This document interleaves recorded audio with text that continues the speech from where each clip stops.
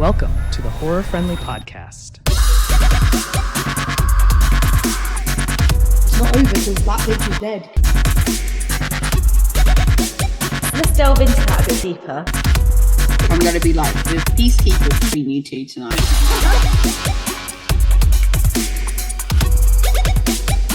Don't fuck with the original.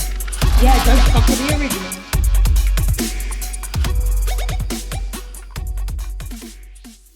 Hello, everyone, and welcome to the Horror Friendly Podcast, part of the You Run Podcast Network. My name is Katie, and I am joined by my wonderful co-host, Chantal. Hi, Chantal. Hi. So we're going to be doing something a little different for you guys for the next month or so. We've decided to do a little mini-series covering some of the incredible films showcased at the UK Film Festival FrightFest. We're so excited to introduce you to these films and give you a bit of our insight. Thanks so much for listening and enjoy. Okay, are we ready for quite the left turn? So we are now heading to Bogieville, directed by Sean Cronin, an American vampire road movie. A young couple on the run come across the derelict trailer park in Bogieville. Convinced to stay by the sinister caretaker Crawford, they soon learn he is guardian to the residents, a pack of vampires headed by the formidable Madison, who has condemned his 12-year-old daughter to everlasting immortality. An eternal struggle exists between Madison and a rival vampire, Billy Cups, who will stop at nothing to take control of Bogieville. It is a rollercoaster ride of suspense and terror with an obscure sense of family values, giving a new and unique twist to the vampire legend. Katie, what did you make of this one? What did I make of this one? This one was a bit of a difficult one for me because I didn't love it, if I'm honest. I'll start with the positives. I think that for the sort of small budget, I think that the vampires look really cool and they sounded kind of cool. And they were kind of fun the way that I'm looking at your face. I know that you're going to disagree with me, but I'm so sorry. I've got such a emotional face, right? Stop pre-guessing me. No, I've known you for 20 years, mate. I know, it's gonna happen. It's catching up with me now. Yeah, anyway. So I will say that. I think they look kind of cool. Wasn't convinced on the whole plot. The sort of the idea of it being kind of edgy and controversial, because there are some scenes in which vampires can smell women's period blood, and then that sort of entices them to kill them. I struggled with that because if I'm completely honest, I thought maybe a little bit distasteful. Yeah, I struggled with that a bit because I feel like it wasn't really necessary, if I'm completely honest. I think this film could have been absolutely fine just as a vampire film and the whole family aspect. I don't really understand why that was introduced in there at all, other for the fact that a woman's feminine issue is a controversial subject to put in a horror film. So I struggle with that a little bit, if I'm completely honest. So yeah, considering as well there are only a few scenes that actually mention the period blood, I don't feel like it was necessary for the film. What about you, Tel? I'm sorry, that was a very long explanation. No, it's fine. I'm who am I to tell people not to ramble? The funny thing is, I completely see what you mean about the period blood. My problem, well, not my problem, but the funny thing about it is the only thing I knew about this was, it covers this taboo topic of vampires thirsty for period blood. So going in, one, I thought that was going to be a way bigger plot device. And two, I thought it was going to be way more comical. I thought this was going to be give Shaun of the Dead vibes and just have a lot more fun. And it just wasn't. And I was like, well, hang on a second. How can you try and do maybe serious is the wrong word, but how can you try and do a serious vampire movie around, but only half around period blood? If you're going to commit that opening scene, I was like, okay, bam, this is what we're in for. And then, as you said, it was wasn't mentioned that much more, and I was kind of a bit confused because I was I thought this was going to be a way bigger deal, and it wasn't really used as a plot device other than slightly at one point. And I was like, you could have done a lot more with this. Also, when they do go for a girl because they can smell her period, are they killing her or turning her? Because if they were turning, there should have been a lot more female vampires. That's very true. That is so true. I'm assuming they were killing. That's extremely true. And also, I think it does make me laugh because men's ideas of periods, I think they just think that we're just constantly gushing. Like, you do realize that, like, that doesn't happen. Thank you. It was that first scene. And again, part of the reason I thought this was going to be ridiculous. But also there was an actress, so she should have known. And again, maybe they didn't listen, but I was like, she knows this isn't how it works. She like was in the car, put her hand between her legs, brought her fingers up and went, oh no. And I was like, I'm sorry, that's not how we check. Like, well, it's not a fucking dipstick situation. Like, and then the fact she goes to the loo and brings out an entire box of tampons, I was like, no one's purse is that big. Convenient. Who carries the whole box? Often you're caught short without one, like, let alone have a whole box. Every girl has that random straggly one that's been at the bottom of the handbag just in case for like 3 years. No one has a whole box. It really cracked me up. Women don't have pockets. You think we have fucking enough like storage to be carrying around a box? And again, this is why I thought this is going to be a comedy. And then the zombie going straight in, zombie vampire. And I was like, right, we're in for a laugh. And it just didn't deliver. And I was like, okay, that first scene didn't match with everything else. Yeah. I also felt like it didn't need to be set in America because the accents for me were a bit ropey. Mobile home park. You got anyone going to come looking for you? I did actually have to rewind at the beginning because I couldn't figure out what the accent was meant to be. So I know what you mean, because you can tell they're putting it on. You can tell it wasn't a natural accent. Yes.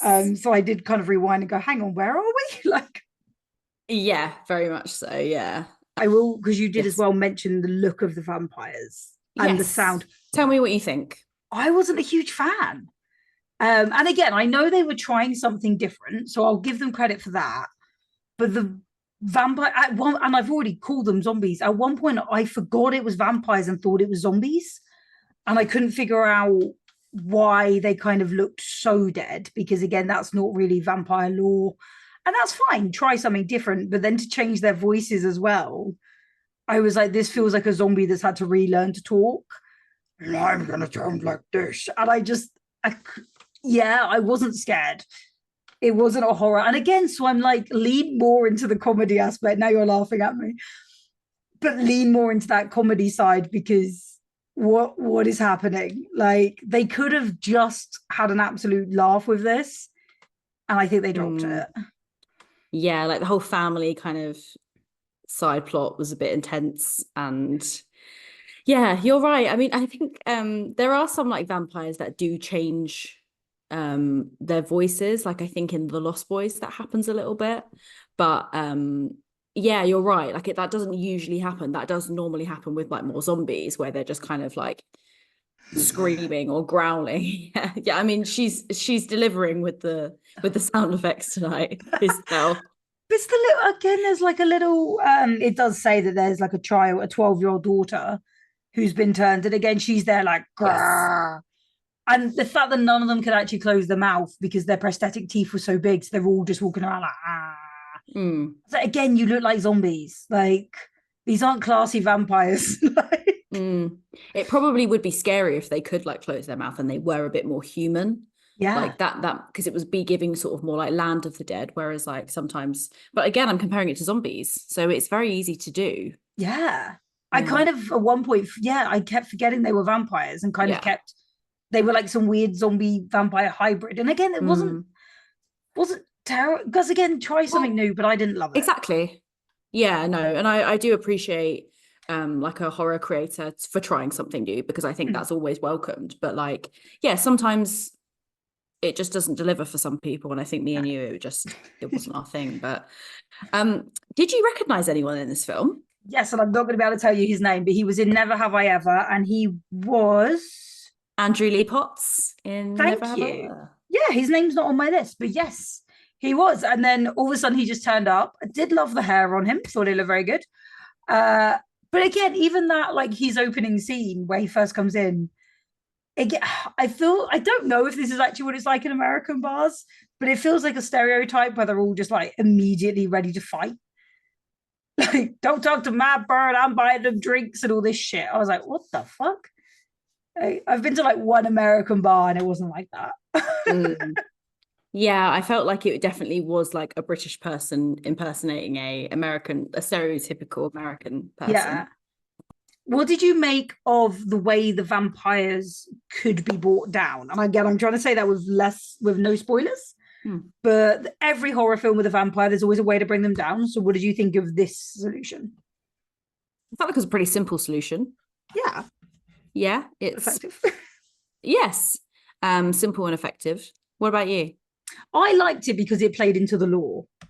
And again, I think that was part of my problem with other aspects, was that it kind of came up so far away. Whereas with that, actually, that's one thing that, you know, has always been there, always, as far as we know, always been true.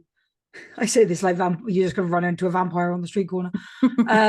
But that is something that, you know, it's kind of always been there. So I think it was good that they kind of incorporated that and brought that background. And I did like the effects on that, actually. A couple of them were really good. So I'll give them that. Nice. Would you say you have a wow moment in the film? Is there anything that stood out to you?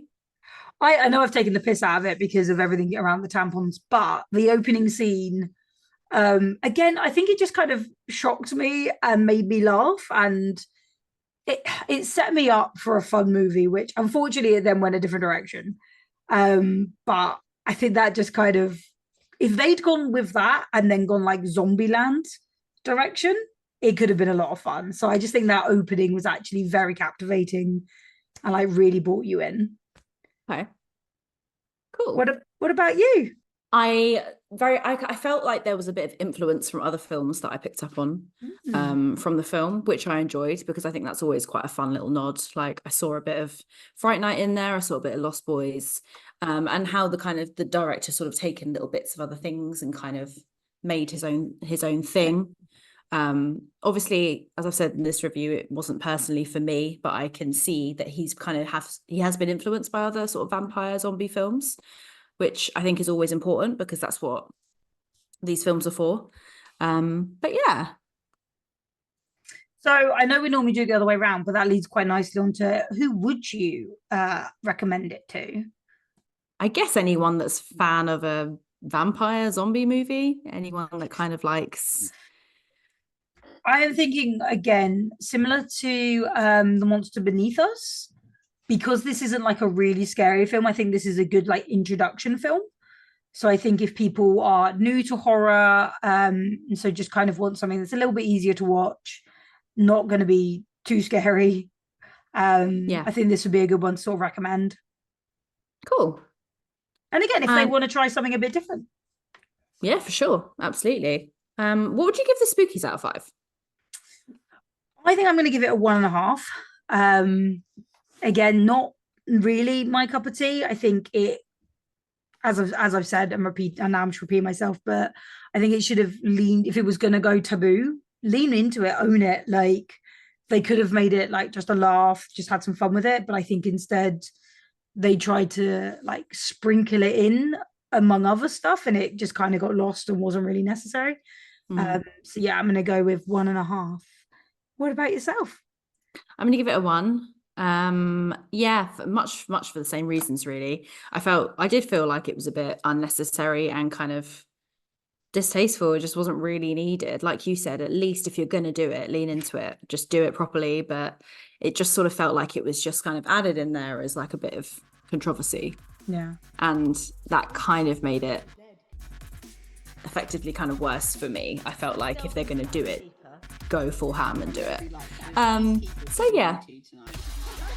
Well, if that sounds like your type of thing, though, if you want to see something a little bit Absolutely. controversial, go for it. We will share all the details on our Instagrams and socials so that you know when these lovely films are coming out. Enjoy. Enjoy.